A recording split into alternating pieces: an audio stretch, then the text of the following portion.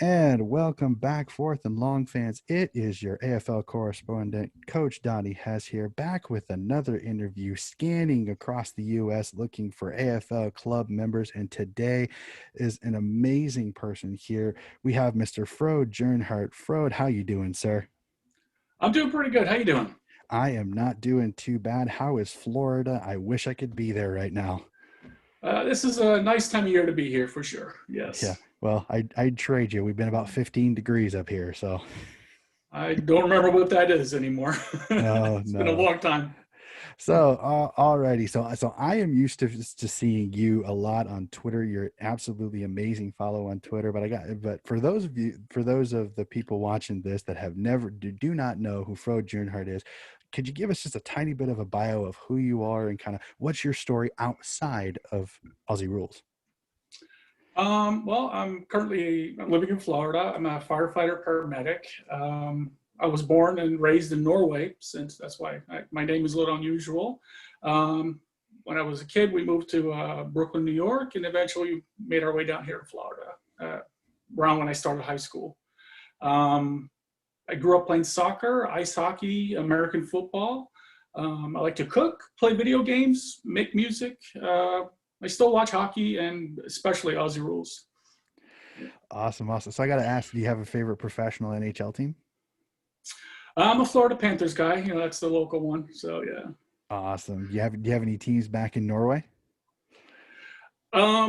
Yes, there was a team that I actually played for, like the junior, the pro team had a much younger version of themselves. That's kind of where I started and played for. But Awesome. Well, but that's not what we're here for. We're here for a little bit of footy. So I gotta ask, a guy originally from Norway moves to the States, now living in Florida. How did you find footy? well, it's not that exciting a story really. I know it was late 2015 when I was reading a story on Canada about the sports they have in Canada, and I knew there was going to be hockey and lacrosse for sure, but I was surprised to find that they're pretty into Australian rules football there, and I was like, wow, man, I haven't thought of that since I saw little snippets of it late night in the '80s on ESPN. And so then I kind of started watching more videos about that, and back then you didn't have any access to learn anything more about it. I had a book that kind of explained the rules, but as far as following any teams, it was impossible. So but now I did the greatest hits, the best marks, the what is AFL, Nin explains AFL, all those videos. And um, I was also happy to learn that eventually this was in the off season, but in March, come 2016, they would start broadcasting shows here on Fox Sports, and so I was like, marked that on the calendar, and sure enough, round one, Friday Night Footy. In 2016, your Swans against the Pies was the first game I ever watched live, and it was actually Adam Treloar's first game as a Pie too. I remember that, so I learned his name, and Buddy was like the two first players' names I learned. So that's where it started. Yeah. A couple of good ones to learn, and I know that for the people that are watching the YouTube video, it's pretty obvious who your club is. But for the people that are just listening to the pod, who's your club? Western Bulldogs, absolutely. Oh, in such a proud Bulldogs fan you are, I have to say that. So I gotta ask, it's pretty obvious to me. Again, I follow you all the time, but I gotta ask, how would you describe your fandom for your beloved dogs? I mean, how would you describe it to a layman who doesn't know about the dogs? Well, that first year I didn't really have a favorite team. I was just kind of the way the broadcasts were done. They had some teams this week, some other teams the next week. But when the finals, the playoffs started rolling, they showed every game. So I kind of got on the Bulldogs bandwagon then, a Hmm. little more each week.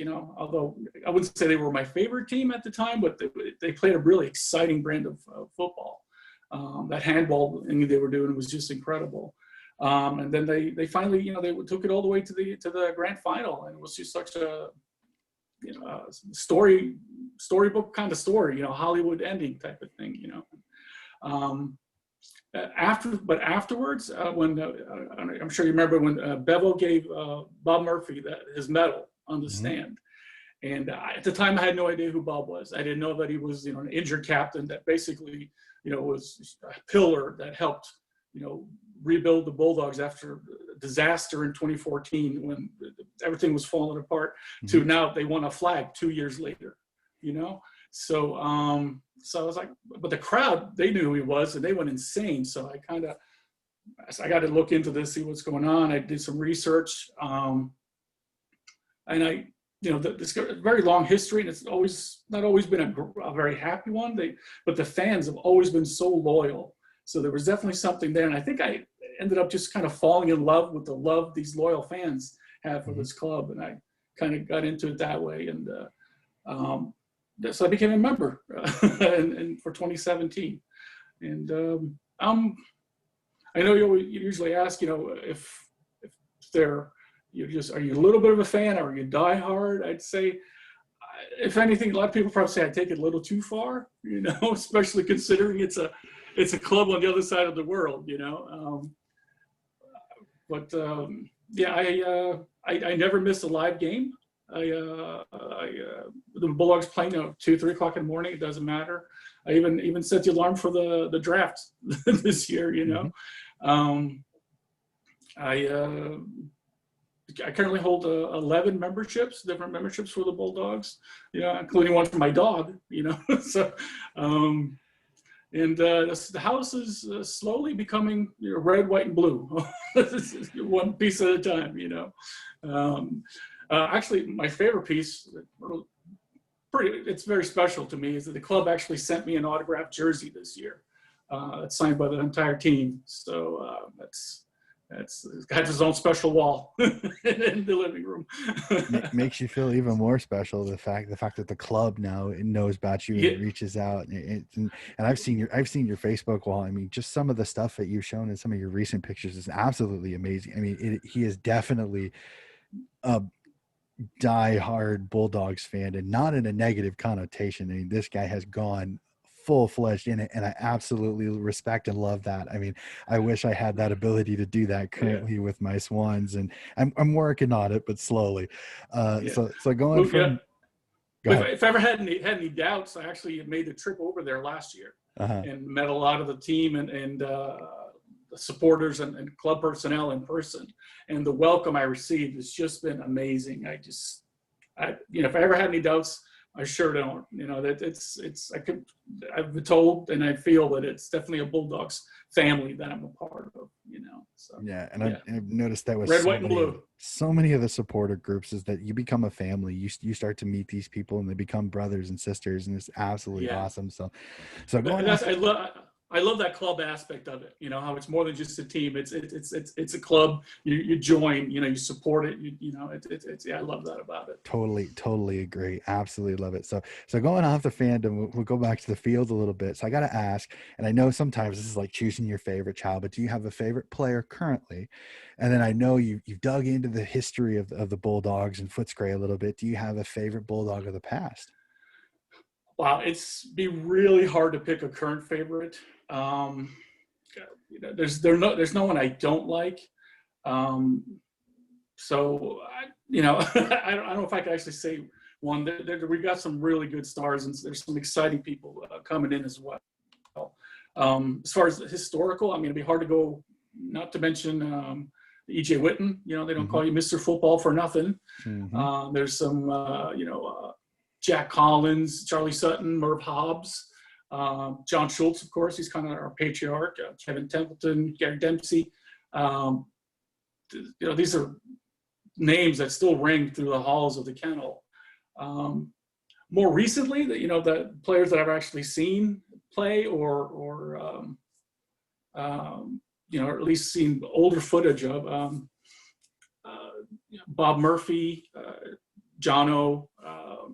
Of course, you always follow them. They're always doing the media thing. Scotty West, I actually met him a couple of times, and Chris Grant, who was actually the first person who talked to me at the kennel, so that was pretty cool.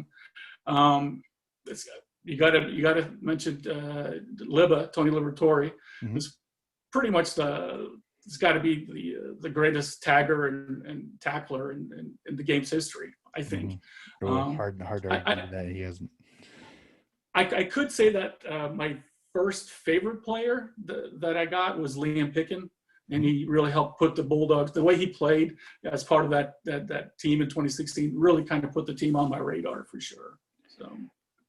It's such a laundry list and such a old club and with so much history that it's hard to choose just one, and a club that I think has really resurged over the last couple of years after kind of a couple of years of not such great after 2016. They had a couple of down years, but I think that they're on the rise. Yeah. So well their history has been one of they used to have to sell their players to keep the lights on. Their best players were out the door just so they could survive, and the fans were in the streets. Yeah, fans were close to collecting merging. coins. I think they were close to merging with Hawthorne, I think it was, and I know that that was a talk for a while, I think, but Fitzroy was really, it was almost a done deal until they actually sued to prevent that, and they came up with the money by collecting door to door to save the club back in '89. So. Yep. Yeah, I remember Luke Darcy talks about that all the time, and I was listening to the Hot Breakfast, and it's just such a cool story of how the community helped keep the dogs in the western suburbs. So going from that, last season, for you as a Dogs fan, kind of what are your thoughts on last year and kind of how the team did? We started off terribly, and I mean awful, and right after that, the season got suspended. So we spent the entire shutdown at the bottom of the ladder. So that was kind of heartbreaking. And just as a lot of Americans were discovering the sport, and everybody was talking about all these other teams. So that's kind of why I started a little podcast, just to kind of, get some, just somebody, hey, we're over here too. We're much better than at the bottom of the ladder, So, but we found our legs, and we even made the playoffs. If we hadn't had the shortened quarters due to COVID, who knows? We could have gone a little bit further at least, But I think all in all, it was it really, with all the stress going on with COVID and everything else that last year, or this year, I should say, it was a nice distraction to lean on for sure. Yeah, and I think the Doggies were one of those teams that once they got their footing, they became a tough team to beat. So going off that, so last season, a pretty good season. You make the finals. You don't go as far as you want to, but that happens occasionally. So now we're 17 teams don't. Yeah, exactly. So we go into the off season now, and you kind of already said it a little bit. Have you been keeping an eye on the off season? Very much, yeah, and. I would say the Bulldogs had possibly the best offseason as far as trades go. We brought in some great talent, and we drafted Jamar Ugelhagen, which has been kind of waiting out there to happen for such a long time. I've been aware of him for 4 years, I think, hoping that he'll, just waiting for him to become a Bulldog, and it's finally happened. So hats off to Sam Power and Dom Malisi and the rest of the list management team for outstanding offseason, I think. Yeah, I remember when I was talking to Ross on this, I was like, I had to admit, getting Adam Treloar for an absolute steal made the Doggies offseason one of the best. And then to top it off, number one overall after Adelaide bids on Jamar Ugelhagen, who many people compare to my man Buddy. You got to say that there's got to be a lot of happiness in the western suburbs when it comes to this season, because I would say that they're the one team outside of the top four that I think is a genuine flag contender if everything goes right going into next year. It looks good. I'm always a little prejudiced that I always think it's going to be this is the year, but I really think we have a good shot. And our midfield has been rated one of the best for a long time, and now to keep Josh Dunkley and to add Adam Treloar is that's a lot of depth with a lot of talent. So Yes, yeah, and if Jamar comes in and is advertised, I mean, think about Naughton and him up forward. It's an absolute nightmare for many yeah. defenses. So the Doggies, I think, have a lot a lot of excitement going into this next season. I'm So I'm I'm trying to temper my Jamar expectations a little bit. I expectations. mean, he's just like just an 18-year-old kid, and he's like the second coming pretty much right now in doggy land. But Oh, he's Matty Raw was an 18-year-old kid, and there were talks he could be the Brownlow yeah, medalist last year. So you just never very know. true, very true. I'm But the trying to good keep part my is, expectations in check, yeah, but the but good I'm part is excited. he's got so many good, talented guys around him. Bontempelli, he's got a lot of experience around him and the coaching staff, and Beva will not put him in a situation where he's going to not be able to succeed. So I think the Doggies have done extremely well. So transitioning, we've talked a lot about the men, and I am an avid person on the women's game. And the best part about it is we all, so many people that I've talked to previously have all mentioned your club as being their women's team because of Miss Danny Danny Marshall. Marshall. So Yeah. I gotta ask, are you as avid a Bulldogs women's supporter as you are the men's? And how excited are you for this upcoming season? Well, yeah, as much as I'm excited about the men's, there's been a real special place in my heart for the women's team all along. And actually, several of the memberships that I carry are for the AFLW Mm-hmm. Bulldogs. Um, but just the league as a whole, just how much it's improved since it started. You had a lot of these talented athletes, but they converted from other sports like Mm-hmm. netball, basketball, field hockey, or even speed skating. So it's taken a little bit for the game to get to where it is now, but it's how much it's improved is amazing. And I think once now that young girls have this top level professional league to aspire to, we're going to have so many talented young players come in with a lifetime of experience in just football. So I think the future is very bright indeed for the AFLW. As far as favorite players, if it says FFC on the back of your jersey, I'm going to support you, absolutely. I did have the pleasure of meeting half a dozen, maybe a little more, of the women's players when I was over there, and absolutely lovely, intelligent, personable women, every one of them. And also, speaking of Danny Marshall, I went to the USAFL Nationals here in Florida last year, Mm-hmm. and in Sarasota, or up close to Sarasota, and I actually met Danny Marshall and got to see her play in person, which was a real thrill and a privilege. Probably my favorite or one of my favorite, I like Taylor Harris, but I actually met Erin Phillips up there as well, and she was Mm-hmm. very nice. And same day I bumped into Mason Cox, and everybody was just so kind and giving with their time that they was excited about us Americans showing an interest in their sport. So yeah, that was a lot of fun. I got a quick question for you, because if I remember correctly, I was talking to a few friends of mine. Do you remember what team Danny Marshall was playing with at Nationals? Because I think she might have actually played our girls. I think I want to say it was the Hawks.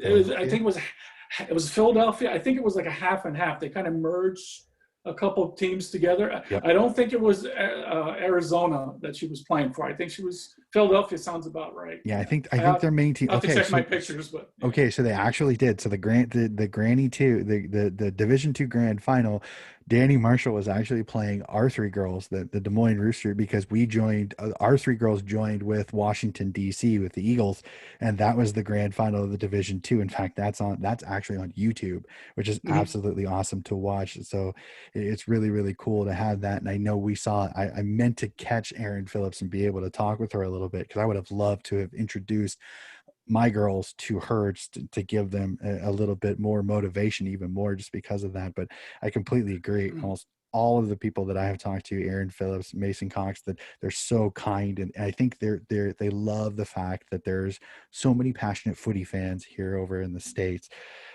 So we're kind of winding down, and one of my favorite questions that I love asking fans, just because I never know what I'm going to hear, and this is going to be intriguing for me, especially for you, is favorite game you have ever seen. It doesn't have to be Western, but if it is, I'd love to hear what is your favorite footy game you've ever seen. Well, it's got to be a Bulldogs game, of course. But if I have to say the most emotional, it has to be the grand final in 2016. Mm-hmm. But as far as the best single game I've ever seen, I have to go 1 week before that to the preliminary final against GWS. I kind of like to use a little sports movie analogy with that. It's kind of, Bulldogs, we kind of see ourselves like Rocky. From the rough part of town, we're bloody, we're beaten, we're never given anything. We had to fight for everything. And back then, I think a lot of people saw GWS as Ivan Drago, Oh yeah, and with all of their talent. Yeah, and so but even without all the buildup of without the grand final being on the line, just on its own, it stands as the greatest sporting spectacle I've ever seen in any sport, not just footy. It used to be on YouTube, but for copyright reasons, I'm sure they took it down. But it was one game that I would always like send to people to introduce them to footy, because it was just the momentum swings, the intensity, the marks. It was just wonderful game. So the 2016 preliminary finals, absolutely my favorite game ever. Yeah, I remember watching that game live. I couldn't not watch it just because the Doggies had made such a great run after being the 7th seed and nipping West Coast down West Coast. And I remember watching that game going, "Oh my God, this is one of the best games of footy I've seen." And I've seen several really, really good games, but I had to admit, even as a Swans fan, I went into that grand final going, "Oh no, like I hate this because I want my Swans to win." But there was a little part of me that red, white, and the Dogs, because they had such a long streak without winning a flag. And I know the Swans people that I've talked to is that 2005 they end their 72 year drought of no flag. So it's like there was always it was bittersweet, the loss, because I enjoyed it for the Dogs fans, because they were so happy to finally get off the schneid, finally get that flag. And it was just so much fun. And I have to admit, I'm really looking forward to both AFLW and the men's league, because I think Dogs very much so can be competitive in both. I can't wait for Danny Marshall. In fact, I seriously thought about asking. I said, as a Bulldog supporter, do you think you could talk me in as a free agent, since my Swans do not have a women's team? Do you think you could talk me into why I should support the Doggies women's team? Well, geez, you're an American, so anything not red, white, and blue is not American. So I always like to go with that answer. But of course, Danny Marshall, and like I said, and I'm sure this is true for every team, but the girls on our team that I've met are just so personable and nice and sweet. I just enjoy their training videos. They seem to enjoy it so much, their banter, and I think we're going to have a pretty good season. We didn't do as well as we wanted last year, but that was a screwy year anyway. Mm-hmm. So I think good things are, and we got some very exciting new prospects coming in too, that we got in the draft. So. Which I was always up for. So yeah, I follow the women's league just as much as the men's. And that's amazing. And I think it's absolutely critical for more people to support this, because I know this league is only going to grow in leaps and bounds with all of the young women in both Australia and even here in the States. With so many young women playing the game is only going to get better. The coaching needs to progress a little bit more. I think that's one of the reasons why I've taken so much pride in helping the girls here in Des Moines with coaching them, because I think if they get the same coaching that the men's do, I think the game is only going to flourish. It's going to get better and better and better. And when it does become a full 18 team league, I think the footy is going to be amazing, especially as you said, kind of, we don't have the Ozball ending at 12 years old and the girls have to play netball or tennis or cricket. Now they can play footy, and they can play footy Now we just need to make sure that they eventually become professionals to where we can get even more of that. And I can't wait for that day. It'll be an amazing day. But Frode, this has Yeah. been an absolutely awesome conversation. And one of the things I love doing is you have your podcast, you have social media. I'm going to let you have the floor. You can kind of promote your podcast and your social medias in case there's Doggy fans that have not met you that would love to follow you. Well, you can find me across the Twitter, Instagram at Stray Dog Footy, and I also run a Facebook group called Western Bulldogs International Fans. So if you're on Facebook, check us out there. And I just want to say one thing: if people are interested in this sport, if they're new to it and they really want to follow it, I definitely want to recommend getting the Watch AFL app. And but once you have your team, I would also definitely recommend getting a membership, like an international membership. You actually take a little bit of ownership of the team. You get some cool swag, and you get the Watch AFL app included in that at usually a lower price than going directly to the Watch AFL app. So get an internet. I know the Bulldogs have it. I know a few other clubs have it. I'm assuming probably all of them do, I would imagine. So that's just my advice. Get an international membership, get involved. It's a club, not just a team. I completely agree. I know that was one of the things that when I got onto the Swans thing, it was one of the things that I wanted. I wanted that Watch AFL app to be able to do that, and it's absolutely awesome. And your Stray Dog Footy podcast, I got to listen to it. It was quite a good listen. I'm not a Doggies fan, but I thoroughly enjoyed it. So if you are a Dogs fan, the Stray Dog Footy podcast is definitely worth a listen to get your Dogs fix in the opportunity now. So, Frode, this has been amazing. I appreciate you coming on and sharing the Western Bulldogs love. It's been a pleasure. You have yourself a good night there, sir. And Fourth and Long fans, this has been another interview in our podcast series. You all have a good night.